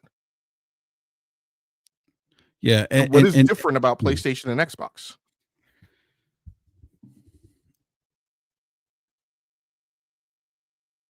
Exclusives. You know, and again, because you were late to class, I'll say the same thing I said earlier.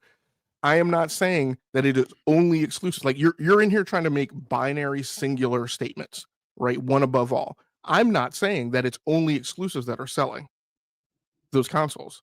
I'm not saying that what's selling those consoles isn't, because they have friends on those consoles or, or any of another reasons. I don't know. They like the color, but my point is that people from your camp, from the Church of Pork Bellies, right, run around here saying, well, that exclusives are not in the formula at all. And that is absolutely untrue because we have objective data that says that that's not the case. Well, at the very least, I think what he should understand is that if exclusives weren't of value to these platform owners, they wouldn't be investing hundreds of millions of dollars in making them.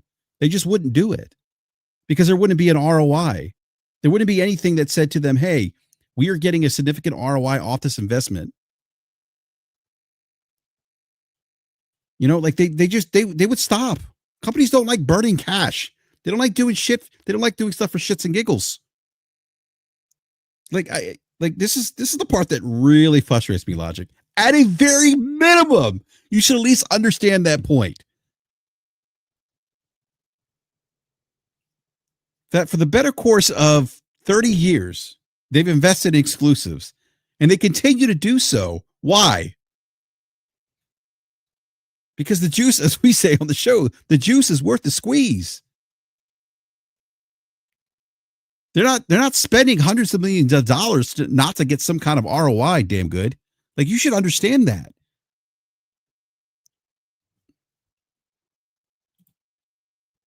That drives me nuts.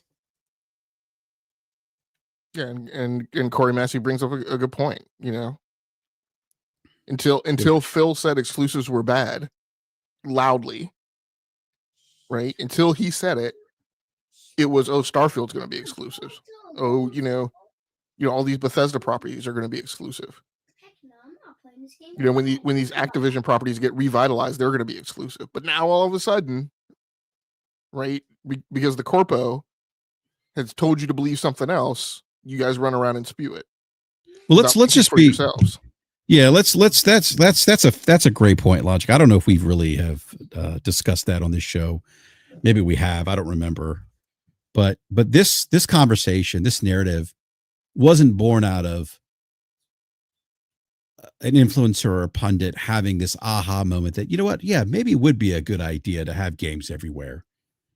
I didn't see this narrative gain traction until Phil Spencer and Sarah Bond, the Xbox leadership, started pivoting and saying, hey, you know what? Exclusives, they're not very pro-consumer. Exclusives should be everywhere.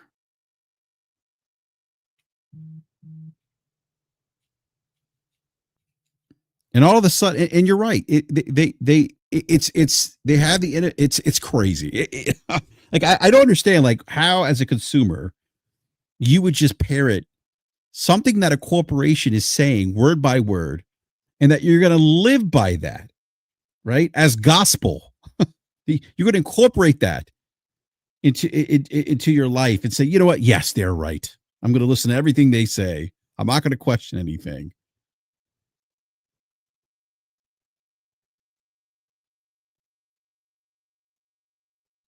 Like I don't understand that.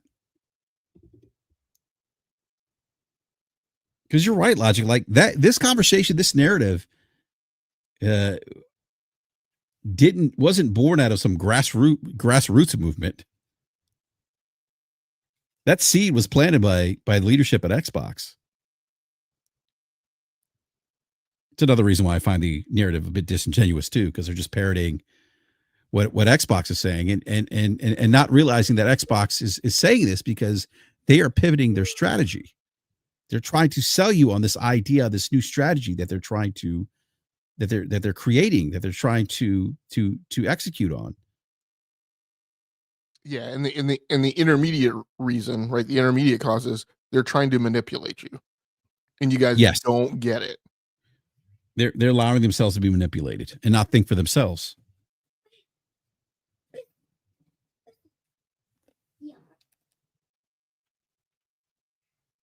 Yeah, and all you guys, all the regulars in chat are bringing up good points. You know, the Xbox guys don't say anything about Keeper being bad, even though it's not on PlayStation. So you have games. You know, it's the insistence that these games need to be on every platform, but you have Xbox games that aren't on every platform. I mean, we don't have dates. We don't have dates for Avowed or South of Midnight going to PlayStation yet, right? Yeah, you guys aren't arguing that Keeper would have sold more on PlayStation. You guys aren't arguing that Starfield would have sold more on PlayStation. You guys aren't arguing that what's another game that hasn't made it to PlayStation yet?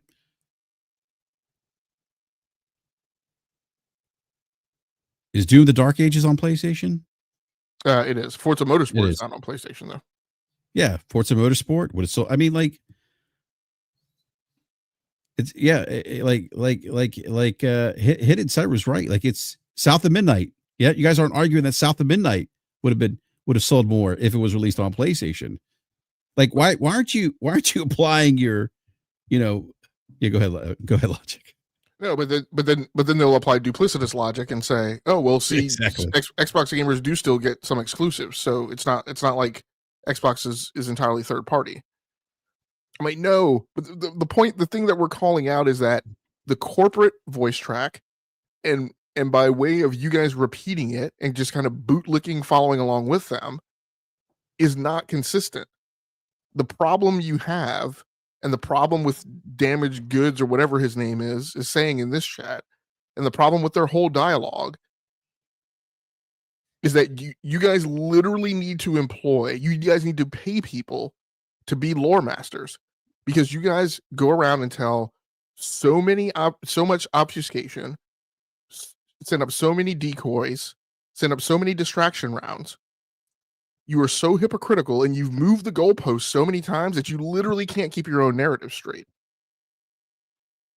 And then you guys get mad for being called out about hypocrisy and duplicitousness, and saying one thing one moment and then saying the opposite thing the next. Eliciting all these conditional statements. Like, it just, and then what it winds up becoming is misinformation and disinformation. Mr. What is that? Driz J Rod. Brap that makes you as well sound disingenuous, considering why should it matter that exclusives still exist? It's a damned if you do, damned if you don't situation here. If they exist, I got to be honest, I have no idea what the fuck you're trying to say. We need to make sure that person's not a chat bot. Yeah, I seriously, like, that is so broken. I can't even, I don't even know what you're trying to say. I can't make sense of that. That makes you as well sound disingenuous. Consider why should it matter that exclusives still exist? What? So I'll take the later comment. He says, a future of all games on all platforms should be strived for here, not rejected. And look, I will say, like, for people who have that perspective, I'm not saying that your perspective is wrong. What I will point out is when your perspective is, like, when you then build up proof points to justify it, and those proof points are incorrect. Well, I, but yeah. Yeah, I completely understand. Completely understand. And you've said this too, Brap. If your stance as a gamer, and again, I don't say this to be insulting. If your stance as a gamer is your affordability envelope, right, is limited, and your stance is, look, I want to buy one $500 box and I want to be able to play everything. I get that. Totally understand that. There's a part of me that grew up in the Cold War, right? That says, these sayings that we all grew up with, that it seemed to have gone away in modern America, which is like, there's no free lunch, life is hard, life isn't fair, no one promised you everything. Like those things that I kind of have just gotten accustomed to, it seems like aren't present like on the American landscape now, and everybody has this perspective of entitlement. I'll just say, look, for time immemorial, it's always been you make choices. And once you make that choice, you're not entitled to everything. I think that's just a harsh reality. But look, but I also believe in like the future of like Star Trek, right? Where things are better for humanity. So if you're living in Star Trek land, right? Then yeah, I get it. You want games to be on every platform. But what I'm saying is then what happens is the people who want that build up these proof points, as we just saw like in the tweet that we read from Jared, that are just factually incorrect. Yeah, and that's the problem. Yeah, and we're not rejecting what is it? I love the gaslighting here. We're not, you say a future of, let me pull this up. Future of all games on all platforms should be strive for here, not rejected. We're not rejecting that. What we are rejecting, right, is the idea that a business model is antiquated in light of data that says otherwise. That's the overall point here of the conversation, right? Now, if you want to participate in an ecosystem that allows you access to all games, that's fair.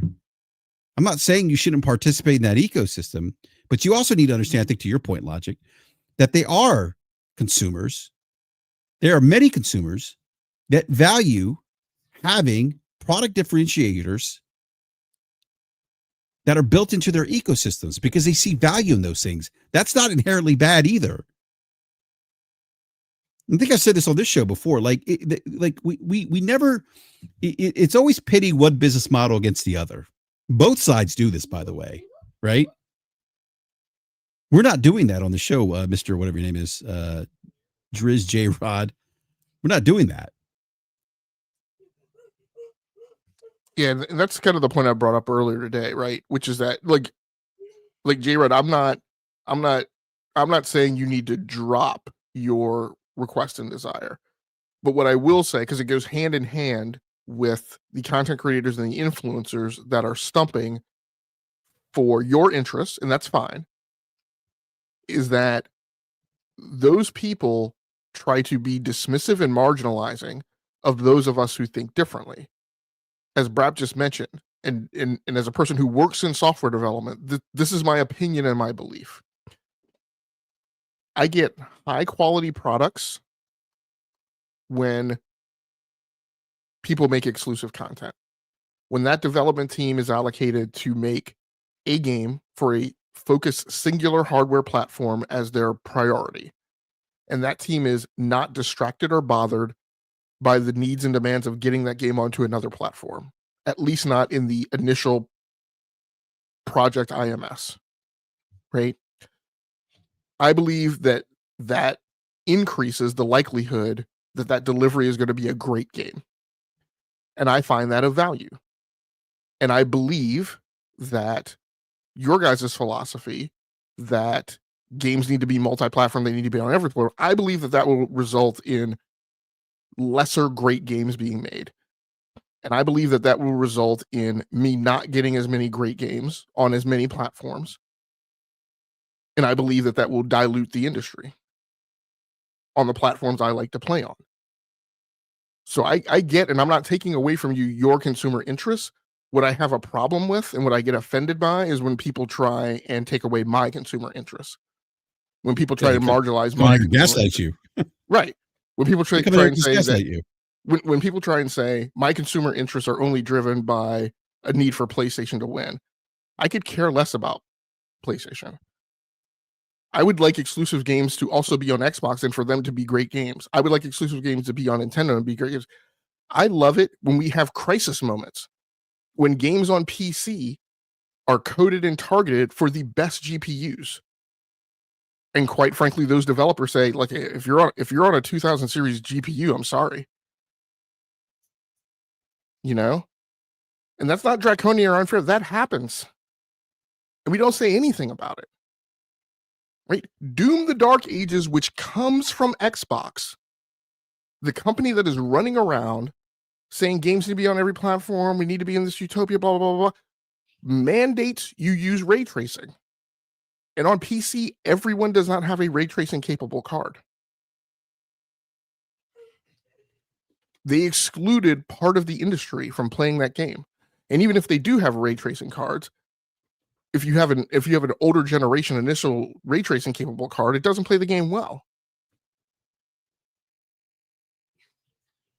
Like, so again, and this is my point of the hypocrisy, right? And what we talk about on the show and what I've been trying to push is that I'm totally fine for you to believe what you believe and for you to want what you want. Stop telling me and other consumers and other gamers that, quite frankly, aren't on Xbox, because I am going to isolate it and target it to the Xbox crowd. Stop telling those of us who are, I don't even want to say not on Xbox. I own an Xbox Series X, and I play Xbox games. I played Doom the Dark Ages this year. I played South of Midnight this year. I played Avowed this year. Stop telling us that we want things for some dismissive reason based on brand alignment or brand preference, when it is in fact you who has been cowtailing and being a sycophant and being a sympathizer and apologist and a collaborator and complicit with everything Xbox does. Every swish of their tail they make, you guys bend, pretzel, and do gymnastics to contort yourselves around to their same perspective and repeat it and sell it and make it dogma and rhetoric and institutionalize it. And you guys are the minority of the market. Literally, you guys are less than 10% of the rest of the gamers in the market spending money. Stop doing the gaslighting. Stop doing the quite frankly the brand prejudice that you guys do, and telling people that their consumer interests aren't valid. Stop proclaiming that stop being a Pharisee and proclaiming that you're looking out for consumer interests, when the reality is you're only looking out for the consumer interests of people who are aligned to the Xbox brand. And you're discounting everyone else who's not aligned to that brand and wants something different from the industry. I also don't know, Logic, if I think I also don't believe that he's being sincere, by the way. It comes across like he's just rattling off a talking point that he heard on a podcast or that he heard from a pundit, and his perspective is solely based on fandom and defending the brand. I don't necessarily buy into that he's being sincere about this. And I think we were talking about Damaged Goods was that guy. I think J-Rod is voicing his. I'm talking about J-Rod. I mean, I could be wrong, but I don't know if he's being genuine here with saying we shouldn't be. I forgot what he said, but that just seems very much like a talking point that he may have heard on, one of the podcasts. Yeah, and I'm not going to take it like I've got we've heard that here. Like, people used to come here and say that. People just say you guys need to be advocating for consumer interests. And I'm like, okay, but I'm not your friend. Look, and I'm advocating for my interests at the end of the day. Well, right, exactly. If we're different consumers and I want something different than you are, look, there's no solidarity amongst buyers. I'm sorry. No, there's not. I'm not part of a commune. I don't live with you guys. Well, those guys act like they're part of a commune, Logic. Yeah, I don't grow my vegetables and share them with you, and you share your vegetables with me, right? Yeah, that's not where we are. But assuming he's being sincere, again, if he's being sincere, I don't have an issue with that perspective then. Like if he's being sincere about it, yeah, I don't have an issue. I just don't just because of some of the behavior, some of the comments that we've seen here in the past where people come in from, you know who they what brand they're aligned with, and they say things like that. But if he's being sincere about it, yeah, like, hey, if that's your prerogative as a consumer and that's what you want, hey, more power to you. That's great. I mean, his comment here, my thought process is ultimately if a platform cannot provide fun, then I bail. I left PlayStation for that reason and stuck to Nintendo and will go into PC as those two provide for me. And that's fine. That's great. Like, what I would say is my personal advocacy for you, or if I were you, would be I would want the greatest games available on Nintendo and PC, if that's what I limited myself to. I don't believe that you will get the best games that could possibly be on the Nintendo platform if Nintendo were to take an all platform strategy. Wait, J Rod's on Nintendo Switch and PC. Is that what he said? He said, then I bail. I left PlayStation for that reason, because I guess he was saying PlayStation doesn't provide fun for him. Okay. And look, I get it. Look, for a very long time, hey, that's fair. PlayStation didn't do it for me. That's why I was. No. That's why I was. And I owned Xbox and PlayStation, but I preferred Xbox games. Yeah, me too. You know, back you and I talked about that a month or so ago. Back when Xbox was the brand of the big burly American badass. Exactly. We used to drink our Miller Lights and play Halo too on Xbox Live with a large pizza. That's right. Yeah, and we didn't. Yeah. All right, that's fair. I mean, if you're genuinely sincere about that's fair. Again, right? But what I don't agree with is coming here saying that everyone should advocate for that, because we're all different consumers. We all want different things. Well, and I think that's yes, and again, I'm not accusing him of like being like in some dogmatic church, but I understand it. There are content creators who kind of push this narrative that what everybody should be asking for is for us all to have cheaper things, and I kind of get that, and I understand that, but what I'm going to push back on is I'm going to say, well, cheaper things are not better things, and I want better things. That's my priority. If there are things I can't afford, but there are cheaper things out there, though. That's the other thing. Like I don't mean to interrupt, but like I always bring this point up here on the show, is that we never celebrate the different entry points in gaming, and there's you don't have to spend $70 for a game, right? You don't have to spend $500 for a console. There are cheaper options out in the market. Yes, you just got to make decisions as a consumer. Right. And if you don't like those decisions, I forgot what you said earlier, Logic, about the post-Cold War mindset, but life isn't fair. Life isn't fair. Like, I mean, you either gotta, figure, if you really want it, you got to figure out how to get it. Yeah. We're not entitled to, luxury experiences or high-end items. Yeah. You're not entitled to download and run iOS if you chose to go Samsung, as I saw Innate and Hero were in the chat saying. Like, no, I mean, you're not. You guys suck it and put up with one UI. And I think if you want, oh man, I think if you want those experiences, like if you want that God of War, if you want that Legend of Zelda Tears of the Kingdom, right? Don't buy a platform that doesn't offer you those experiences and then say, wait, those should be on my console of my platform of choice. You clearly be mad about it. Yeah, like you're going to be mad about it, but you made a purchasing choice as a consumer, right? So clearly there was something of value in that platform that you picked that didn't have those things that you want, right? So I would imagine that would outweigh those other things, right, that are on those other platforms. And if they're not, then maybe you made the wrong choice. You should have purchased the other platforms or one of the other two platforms. I don't know. So yeah, and so here's a twist where it can like feel personal, or maybe it seems like, look, and what I will definitely say is like, when people keep pushing that button, what I do eventually get around to saying is, stop port begging and asking to take all my stuff because you want it,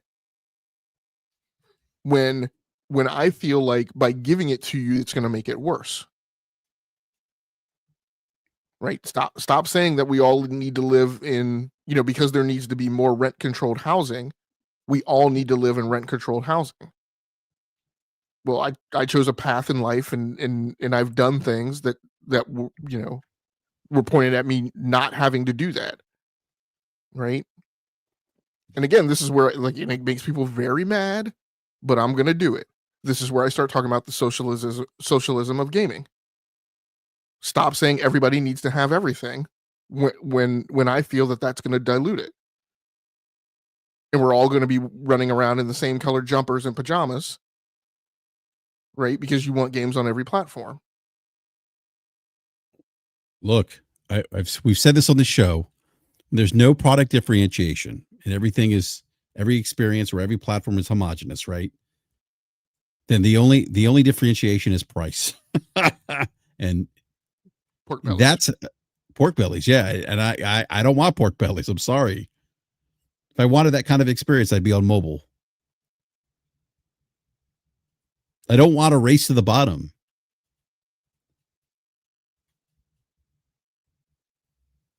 I want these high fidelity experiences on consoles that sit under my 65-inch OLED. I don't yell at Nate telling him, why can't I have a 90 series card at the price of a 70 series? I don't do that.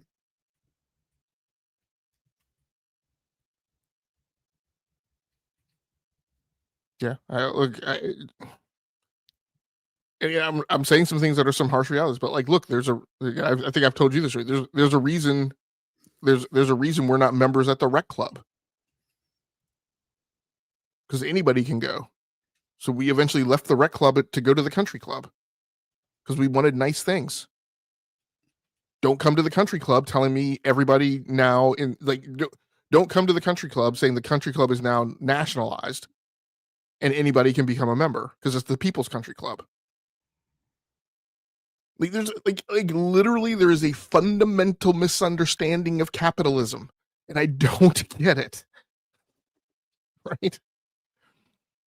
And I'm sorry, that means some of you guys who feel like you're entitled to nice things aren't going to have nice things. That is capitalism.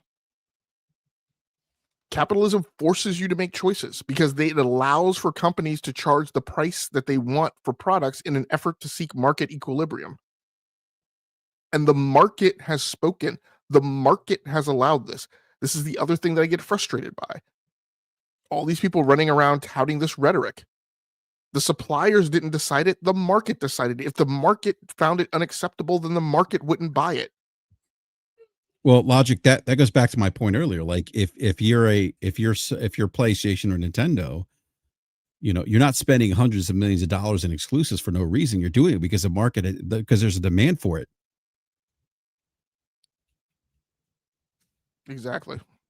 Like they're not irrelevant. Yeah, they're not irrelevant because nobody cares about exclusive. No, that's not true. That's not factual. No, it's supply and demand. There's enough demand there to justify the investment by these platform owners and hundreds of millions of dollars to create these exclusive games. If there wasn't, they wouldn't be doing it. That should be the obvious, right?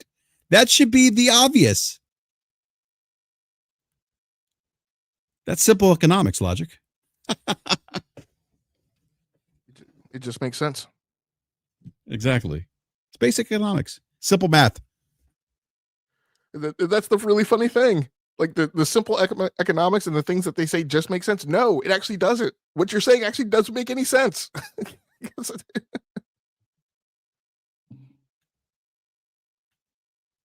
Oh my goodness. All right, Logic. That's all I have for tonight, man. I got to go get some coffee. I'm tired. Yeah, man. Any closing thoughts? Yeah, I'm just I'm looking forward to slipping over here and playing some Major League Baseball 25 on the Nintendo Switch too. Yeah, I'm going to be playing probably some GT7. Well, you should. It's exclusive to PlayStation. Let's justify that should get you your ROI on your $700 purchase.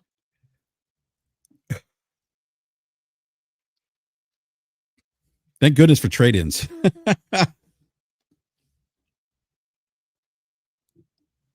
Nate says, like I said, I want the Audi Q8, but the way my bank account's set up. Yeah, and I mean, yeah. Well, there we go with the like we don't have these arguments. We don't have these arguments about other consumer products. You're in here yelling, and not again. I think you are being honest, J-Rod. I don't think you're being disingenuous, but I'm still going to say you're in here yelling that we should all be advocating for games to be on every platform. Like I hope that you're also out there yelling that everybody should have a Tesla. You know, or everybody should have access to cable. You know, Netflix should be nationalized. Broadband should be nationalized. Everybody should have it. We should all be advocating. Everyone should have an iPhone 17. I hope you were out there advocating for net neutrality. I was advocating for that.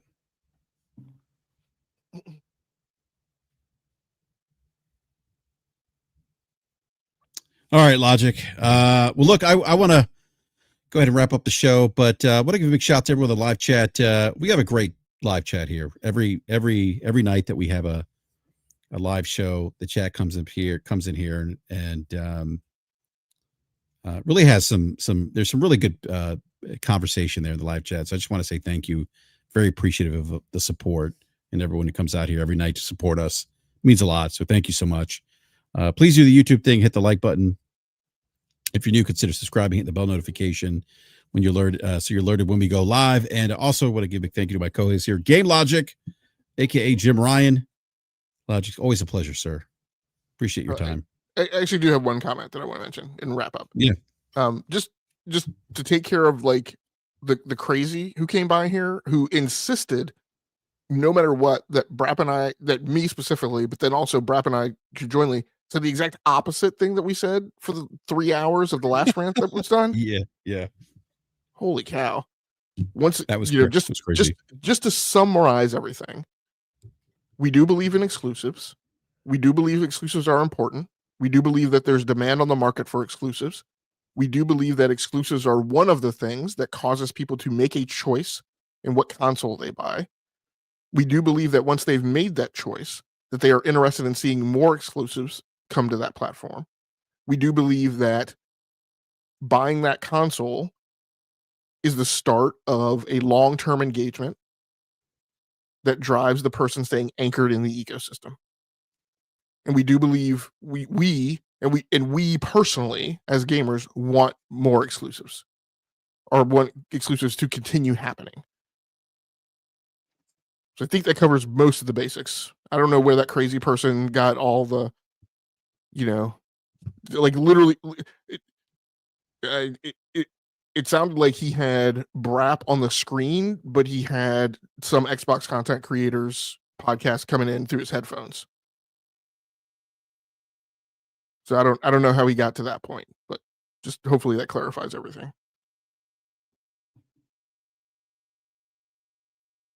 I have a feeling if that individual shows up again, it's still going to go over his head. But and now I'm going to go yell at Nate. I'm going to send him DMs on Twitter asking him why he can't have the kind of setup he has, with the 65-inch OLEDs in his gaming room and the monitors, the 4 or 5 different monitors, the 5090 GPUs, all the RGBs, LED lighting.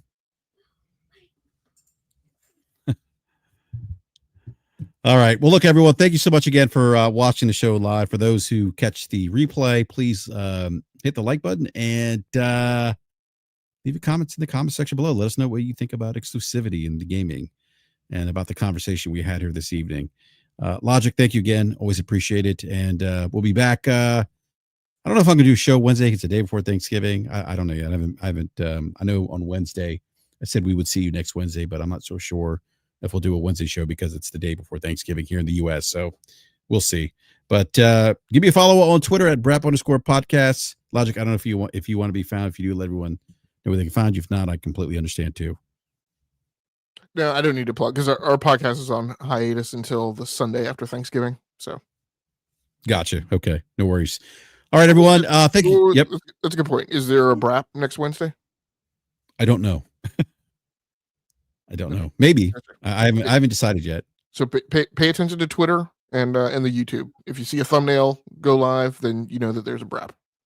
Exactly. Yeah. Or follow me on Twitter, Brap_podcast. So, all right, everyone, have a great evening, great weekend, and we'll catch you next time. Thank you for watching.